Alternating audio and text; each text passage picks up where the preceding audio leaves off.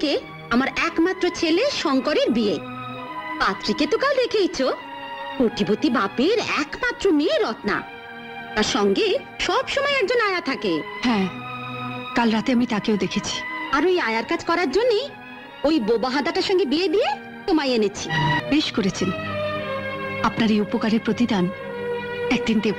বাজে কথা না বলে শোনো, নন্দর কাজ এখন নন্দকেই করতে দাও। না মা, যতদিন না ওই বড়লোকের মেয়ে আসছে ততদিন তো আপনার ছেলের কাজ আমাকেই।